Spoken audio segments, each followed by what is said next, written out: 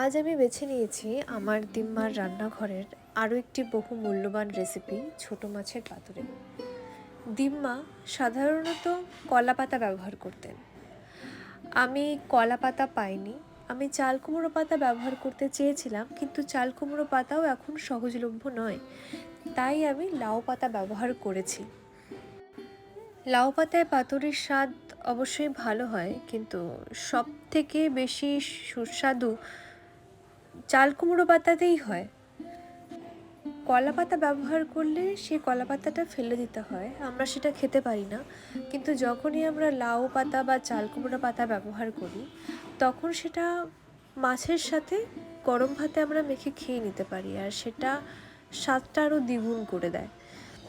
লাউ পাতায় পাতুরি করাটা সহজ, কারণ লাউ পাতা লবণ দিয়ে মাখে কিছুক্ষণ রেখে জলটা চিপে ফেলে দিলে পাতাটা নরম হয়ে যায়। তারপর পাতুরি বাঁধার সময় সুতো ব্যবহার করারও দরকার পড়ে না, খুব সহজেই সেটা একটা পাতা আর একটা পাতাকে ক্যাচ করে নেয়।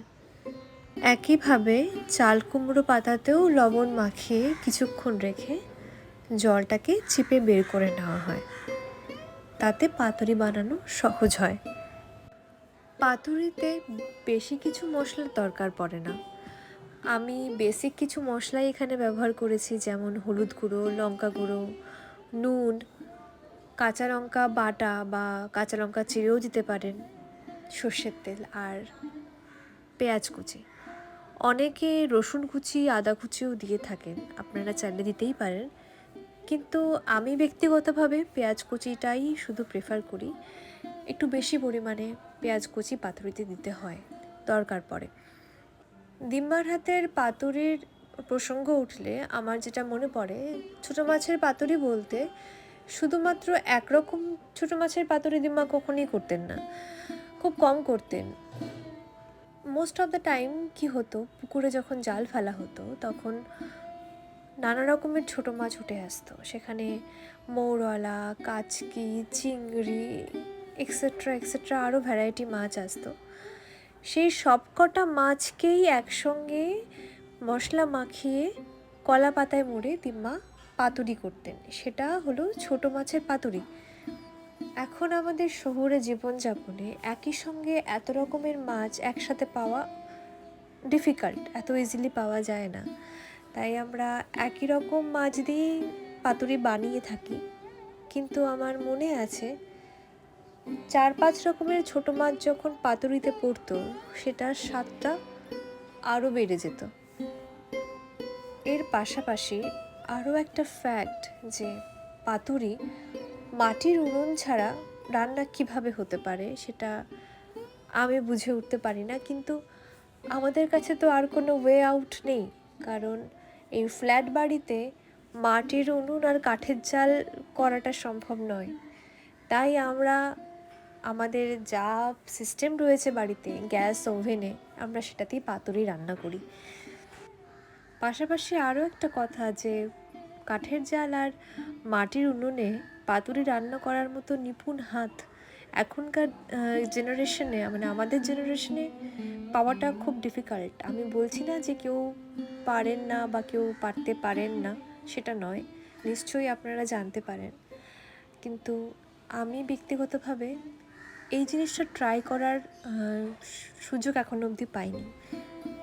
তবে যখনই পরবর্তী সময়ে আমি মামাবাড়িতে যাব, মাটির উনুনে পাতুরি রান্না করার চেষ্টা অবশ্যই করব, আর সেটা অবশ্যই আপনাদের সঙ্গে শেয়ার করব। আমার মামাবাড়িতে আজও কাঠের উনুন ব্যবহার করা হয়, যদিও পরিমাণটা অনেকটাই কমে গেছে। আমার অলরেডি লাউ পাতা দিয়ে পুরো মাছটাকে মুড়িয়ে নেওয়া হয়েই এসেছে। দেখুন কত ইজিলি একটা পাতা আর একটা পাতাকে ক্যাচ করে নিচ্ছে, কারণ নুন মাখিয়ে রাখাতে পাতাগুলো এতটাই নরম হয়ে গেছে যে সুতো আর ব্যবহার করার কোনো প্রয়োজন হচ্ছে না। কড়াইতে তেল গরম হয়ে এলে একটু লবণ দিয়ে দিয়েছি, যাতে কোনো কারণবশত পাতাটা নিচে লেগে না যায়। এইবারে খুবই সাবধানে আস্তে আস্তে পুরো পাতুরিটাকে কড়াইতে ছেড়ে দিলাম। এবার ঢাকা দিয়ে একটা পিঠ 7 মিনিটের জন্য কুক করে নিলাম, এবার ঢাকা খুলে দুটো খুন্তির সাহায্যে ঠিক এইভাবে আস্তে আস্তে আর একটা পিঠ উল্টে দিলাম। আর এই দিকটাও আরও 7-8 মিনিটের জন্য ঢাকা দিয়ে কুক করে নেব। পাতার কালার চেঞ্জ হয়ে এসেছে, চারপাশে তেল ছেড়ে বেরিয়ে এসেছে, আমার পাতুরিটা হয়ে গেছে। ও আর একটা ব্যাপার যেটা আপনাদেরকে আগে বলা হয়নি, পাতুরি রান্না করার সময় নুনটা একটু বেশি পরিমাণে দিতে হয়। এবার যেটা নিয়ম, পাতুরি রান্না করার সাথে সাথেই পাতুরি কখনো খুলতে নেই, কারণ ফ্লেভারটা সিল হতে একটু সময় লাগে, তাই পাতুরিকে একটু রেস্ট দিতে হয়। এই মোটামুটি 20-25 মিনিট। আমি পাতুরিটি এখানে খুলে ফেললাম আপনাদেরকে দেখানোর জন্য। আমাদের ছোট মাছের পাতুরি একদম রেডি পরিবেশন করার জন্য। সবশেষে আমি একটুখানি সর্ষের তেল ছড়িয়ে দেব। আপনারা বাড়িতে ট্রাই করবেন, অবশ্যই জানাবেন আপনাদের কেমন লাগলো, আর আপনাদেরও রান্নার গল্প শেয়ার করতে ভুলবেন না। টাটা, ভালো থাকবেন।